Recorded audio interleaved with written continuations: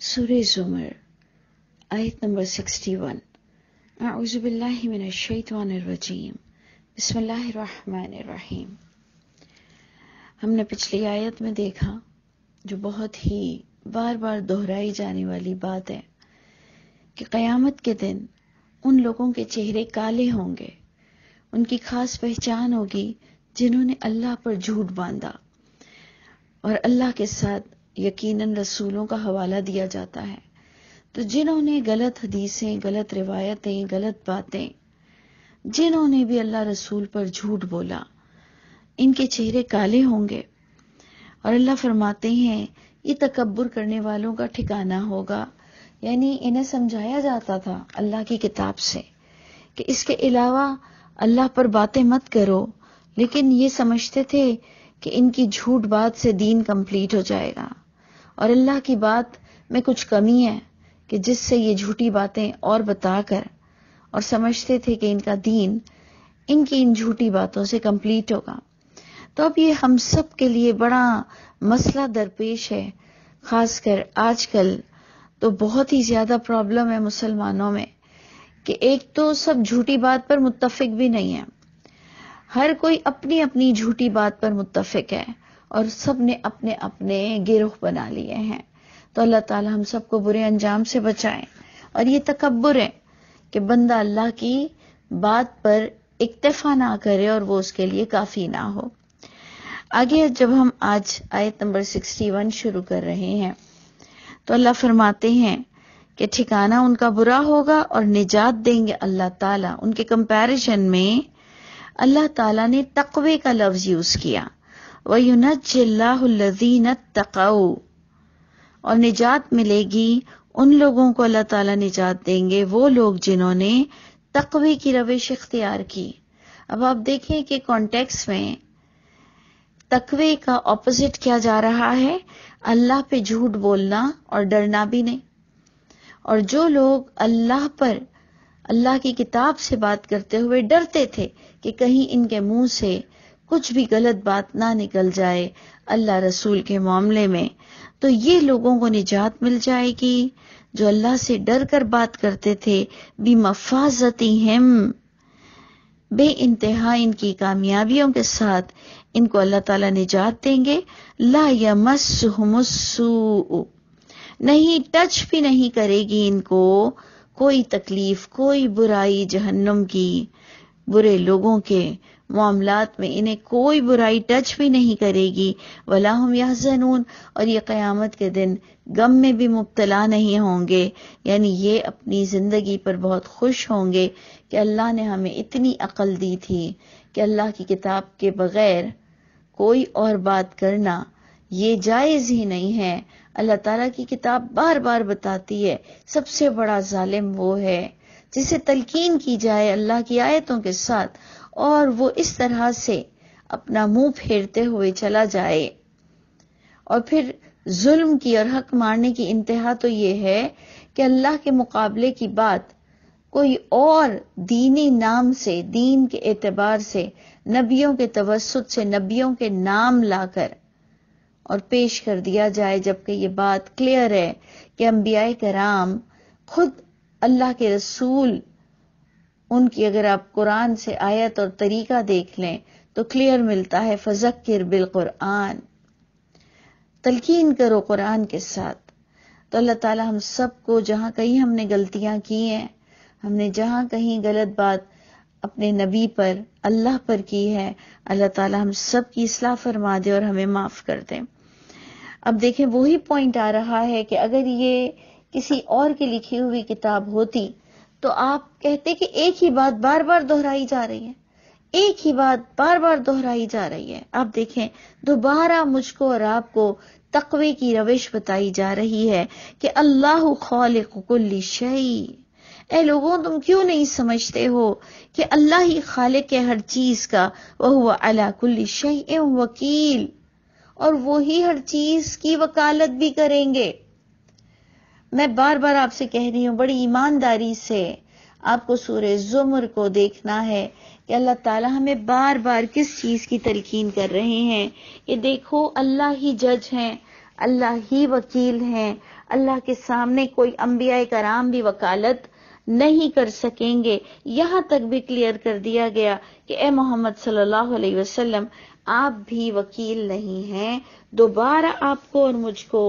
سمجھایا جا رہا ہے اللہ ہی خالق ہیں، تو جو خالق ہوتا ہے وہی وکیل ہوتا ہے. یہ بات سمجھائی جا رہی ہے. لہو مقالید السماوات والارض، اور بھی سمجھایا جا رہا ہے اسی all alone اللہ کے پاس ہی چابیاں ہیں، کیز یعنی کنجیاں، اسی اللہ کے پاس چابیاں ہیں آسمانوں کی اور زمین کی. یعنی جو نعمت، جو عذاب، جنت کا داخلہ، جہنم کی انٹری، ہر چیز اس اللہ کی آبزرویشن میں ہوگی کہ کس نے کیا کیا اور کس نے کیا نہیں کیا. والذین کفروا، تو اے لوگوں سن لو کہ اعمال نامے کے لیے سلیبس آپ کو دیا جا رہا ہے، کہ آپ کو جو امتحان دیا گیا ہے، سلیبس صرف اللہ کی وحی والی کتاب ہے جو آپ نماز میں پڑھتے ہیں.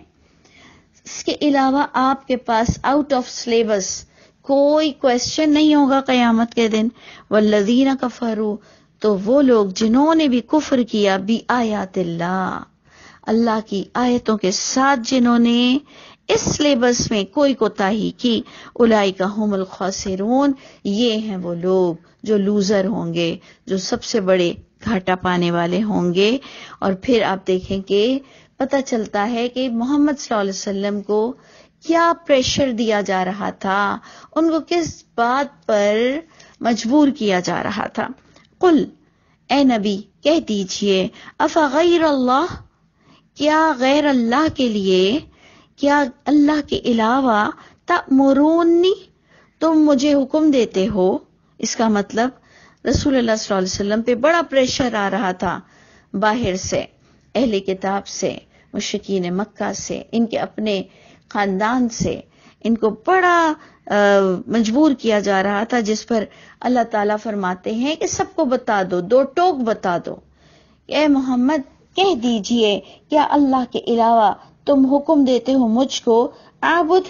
میں پکاروں، میں عبادت کروں کسی اور کی، کہ اللہ کے علاوہ میں کسی اور کو بھی پکاروں. ایھا الجاہلون، اے نادانوں، اے کم عقلوں، اے ایمان کی کمی جن کے اندر وہ لوگ ہیں ان کو جاہل سے تعبیر کیا جا رہا ہے،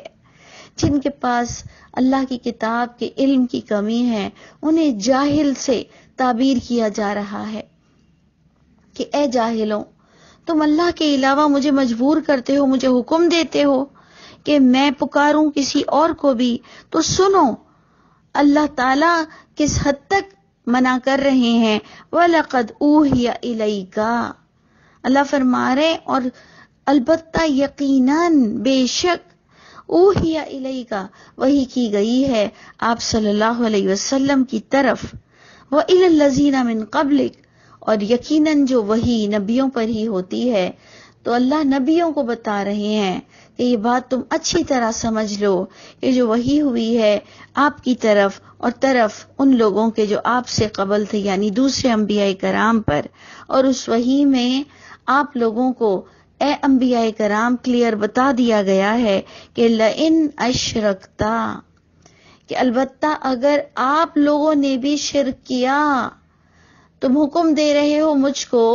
کہ میں اللہ کے سوا دوسروں کو بھی پکاروں، کسی نہ کسی طرح اللہ کی کتاب کے علاوہ دوسری کتاب کو بھی کچھ نہ کچھ دین کا درجہ دے دوں، اللہ کے بتایا ہوا نام جو کہ اللہ نے ہمیں مسلمان بنایا، تمام اہل کتاب بھی مسلمان، ان کا بھی نام مسلمان، مشرکین مکہ کا بھی مسلمان، تمام دنیا میں اللہ کو ماننے والوں کا نام مسلمان.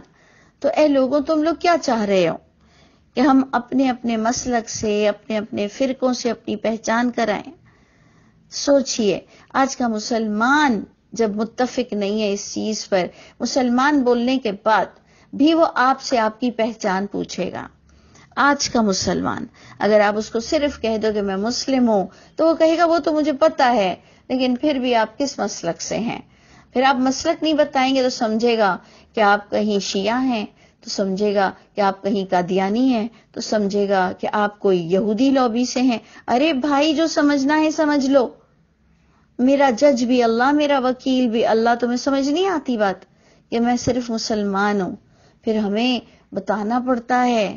کہ جی میں محمد صلی اللہ علیہ وسلم کو آخری رسول مانتی ہوں، میں قرآن کو آخری کتاب مانتی ہوں۔ یعنی یہ حال ہو گیا، یہ المیہ ہے کہ آپ صرف اپنے آپ کو مسلمان بول دو، سامنے والا بیچارہ تذب بذب کے شکار ہو جاتا ہے کہ یہ کوئی اور چیز ہے۔ تو اللہ فرماتے ہیں کہ اے نبی کہہ دیجئے کہ مجھے وحی کی گئی ہے اور مجھ سے پہلے انبیاؤں کو بھی یہی وحی کی گئی تھی کہ البتہ اگر تم لوگوں نے بھی شرک کیا لَيَحْبَطَنَّ عَمَلُكَ، البتہ ضائع ہو جائیں گے ضرور بضرور آپ لوگوں کے بھی اعمال۔ یعنی جو بھی شرک کرتا ہے ان کے اعمال غارت ہو جاتے ہیں۔ یقیناً دیکھیں، شرک کرنے والا کئی جگہ پر بہت اچھا انسان بھی ہوتا ہے۔ مسلمانوں کا شرک تو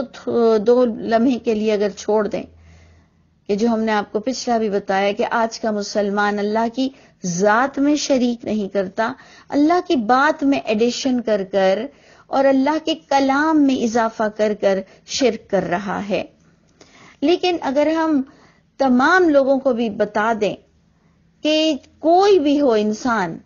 کوئی بھی ہو، جب بھی وہ شرک کرے گا تو یقیناً شرک کرنے والے کے پاس کوئی نہ کوئی نیکی تو ضرور ہوتی ہوگی۔ وہ شرک کے معاملے میں گناہگار ہے، لیکن وہ ماں باپ کے ساتھ اچھا ہوگا، وہ دینے لینے میں بڑا اچھا ہوگا، وہ نماز اچھی پڑھتا ہوگا، وہ دل کا بہت اچھا ہوگا، وہ خرچ بہت کرتا ہوگا۔ لیکن اللہ فرما رہے ہیں کہ جو بھی شرک کرے گا ان کے اعمال، نیک اعمال کا بدلہ دنیا ہی میں مل سکتا ہے، کیونکہ اللہ کسی کا احسان نہیں رکھتے ہیں۔ لیکن اگر شرک ہے ہمارے اعمال نامے میں تو ہمارے نیک اعمال کو غارت کر دیا جائے گا۔ یہ آپ کو بہت بڑی بریکنگ نیوز اللہ تعالیٰ قرآن سے دے رہے ہیں، بہت بڑی نیوز ہے اگر آپ سمجھیں تو۔ اگر مجھے سمجھ آ جائے اس کی انٹینسٹی کتنی بڑی ہے، کیا ہائٹ ہے کہ آپ کے تمام اعمال غارت ہو جائیں گے اگر میں نے اور آپ نے کہیں پر شرک کیا۔ تو اللہ فرماتے ہیں نبیوں تک کو یہ کہہ دیا گیا اور یہاں تک کہہ دیا گیا کہ وَلَا تَكُونَنَّ مِنَ الْخَاسِرِينَ، اور البتہ تم تمام انبیاء کرام سے کہا جا رہا ہے کہیں گھاٹا پانے والوں میں سے نہ ہو جانا، تو لوگوں کے پریشر میں مت آنا اور اپنی ذات سے کچھ بھی اللہ کے بارے میں کچھ بھی ایڈیشن باتیں یا کوئی اور طریقے کا شرک نہ کرنا، کیونکہ اللہ تعالیٰ سارے گناہ معاف کر سکتے ہیں، لیکن اللہ نے اپنے لیے یہ اصول رکھا ہے اللہ شرک کو معاف نہیں کریں گے۔ بلکہ اللہ فرماتے ہیں بل اللہ، بلکہ اللہ ہی کی پس عبادت کرو، وَقُمْ مِنَ الشَّاكِرِينَ، اور ہو جاؤ قدردانوں میں سے۔ یعنی آپ کو کہا گیا کہ جہالت سے ہٹ کر جب اگر آپ سمجھتے ہیں کہ میں ایجوکیٹڈ ہو جاؤں تو ایجوکیشن کا سب سے پہلا معیار ہے توحید کو سمجھنا۔ جس نے بھی توحید کو نہیں سمجھا وہ کتنے بھی علم حاصل کر لے وہ اپنی جگہ جاہل ہی رہے گا۔ اللہ فرماتے ہیں اس زندگی کی قدر کر لو، وَقُمْ مِنَ الشَّاكِرِينَ، ہو جاؤ قدر کرنے والوں میں سے، شکر کرنے والوں میں سے۔ اپنی دی ہوئی سانسوں میں، آپ کے اعمال نامے میں کہیں ایسا نہ ہو کہ ہم نے اللہ کو سمجھا نہیں۔ اور آپ سوچئے کہ سورہ زمر ہی ہمارے سامنے اگر رکھ دی جائے گی تو آپ بتائیے کہ کوئی جواب بن نہیں پڑے گا۔ اور آگے اللہ تعالیٰ آیت نمبر 67 میں فرماتے ہیں کہ نہیں قدر کی لوگوں نے اللہ کی جیسا کہ حق تھا اس اللہ کی قدر کرنے کا۔ ہم لڑنے مرنے تو بیٹھ جاتے ہیں اللہ کے لیے، انبیاء کرام کے لیے، لیکن اللہ فرما رہے ہیں حق نہیں ادا کیا، لوگوں نے قدر نہیں کی۔ ہم نے کھایا پیا اسی اللہ کا، جو کچھ ہمارے پاس ہے ہمارا ایمان ہے، ہمارے رب نے ہمیں عطا فرمایا، لیکن ہم اللہ کی توحید کے بارے میں بولتے ہوئے ڈرتے ہیں، یہاں تک کہ شفاعت کے ٹاپک کو ڈسکس کرتے ہوئے بندہ ڈرتا ہے۔ سوچئے کہ ہم نے جواب دینا ہے اللہ کے حضور کہ کون کون سی اختلافی باتیں تھیں اور تم کس طرح سے اس کو ڈسکس کر سکتے تھے، لیکن ہم تو انہی کنفیوز لوگوں میں شامل ہو کر کہتے ہیں اللہ بہتر جانے کون سچ کہہ رہا ہے۔ یہ اتنا بڑا ناقدری ہے، اتنی بڑی ناقدری ہے کہ جب انسان سماعت بصارت دل رکھتا ہے، اللہ کی کتاب اس کے سامنے ہے، ہر طرح کے ترجمے اس کے پاس موجود ہیں، اور پھر اب تو گوگل بھی آ چکا ہے، اور اس کے بعد جب بندہ کہے گا اللہ بہتر جانے کون سچا ہے، تو اس کا حشر وہ ہوگا کہ وہ سوچ بھی نہیں سکتا کہ اللہ اس کے ساتھ کیا کرنے والے ہیں۔ اللہ فرماتے ہیں انہوں نے قدر نہیں جانی اللہ کی، جیسا کہ حق تھا اس کی قدر کا۔ آؤ میں پھر تم کو اپنی شان بتاؤں۔ اللہ فرماتے ہیں سنو میری شان کہ میں کون ہوں۔ آپ نے آج ہی کی آڈیو میں سنا کہ اللہ ہی خالق ہیں، جو خالق ہے وہی وکیل ہے، اللہ ہی کے پاس چابیاں ہیں آسمانوں کی اور زمین کی، سلیبس آپ کو بتا دیا گیا، آیات اللہ کے علاوہ آپ سے کوئی سوال نہیں ہوگا، اللہ کے علاوہ کسی کو پکارنے کا کوئی حق نہیں بنتا۔ انبیاء کرام بھی اگر شرک کریں گے تو ان کے بھی اعمال کو، نیک اعمال کو غارت کر دیا جائے گا۔ قدر کرو اپنی زندگی کی اور قدر کرو اللہ کی کتاب کی، اور اللہ کی شان یہ ہے کہ والارض جمیعا قبضتہ،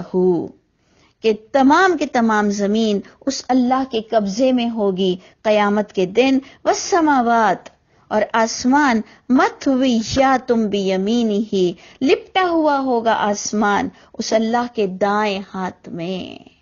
سوچئے سوچئے کہ اگر یہ اللہ آپ کا فرینڈ ہو جائے، اگر آپ اللہ کے فرینڈ ہو جائیں، اگر آپ کے بیک پر اللہ کی طاقت ہو، اگر آپ کے سر پر اللہ کا ہاتھ ہو، تو آپ کو اور مجھ کو کسی سے ڈرنا چاہیے؟ ہمیں کوئی کوتاہی کرنی چاہیے؟ ہمارے عمل میں کوتاہی نہیں آ سکتی ہو، اور اگر آ جائے ایز انسان، دیکھیں ہم انسان ہیں، نسیان ہیں، ہم بھول جاتے ہیں، تو بار بار جوائن ہو جائیں، بار بار پلٹ آئیں، بار بار اپنی غلطی کو تسلیم کر لیں۔ یہ نماز ہمیں اسی لیے تو دی گئی ہے کہ ہم 5 وقت اپنے رب کے پاس حاضر ہوتے ہیں، اس کو ہم دل سے ادا کریں، تھوڑی دیر سمجھ کے نماز پڑھ لیں، اپنی غلطی کا ازالہ کرتے چلے جائیں کہ ایک دن آئے کہ اللہ ہم پر وہ آخری نماز کرے اور وہ قبولیت کے ساتھ ہو، اور اگر اللہ نے چاہا اور نماز جنازہ پڑھنے والے لوگ ہوئے تو سب کی دعا ہمارے حق میں قبول ہو جائے۔ یہ ہے کامیابی انسان کی، اور اللہ کی شان آپ نے دیکھی کہ زمین اس کے قبضے میں ہوگی قیامت کے دن، آسمان لپٹا ہوا ہوگا اس کے دائیں ہاتھ میں۔ سبحانہ وتعالی عما یشرکون، پاک ہے اللہ کی ذات ہر عیب سے، ہر باتوں سے اللہ کی ذات پاک ہے، اور بہت بلند ہے اس کی شان۔ عما یشرکون، ان تمام باتوں سے جو لوگ شرکیہ باتیں کرتے ہیں۔ تو آپ نے اور میں نے اپنی بیزاری کا اظہار کرنا ہے کہ میں تم میں سے نہیں ہوں، میرا سمجھنا کچھ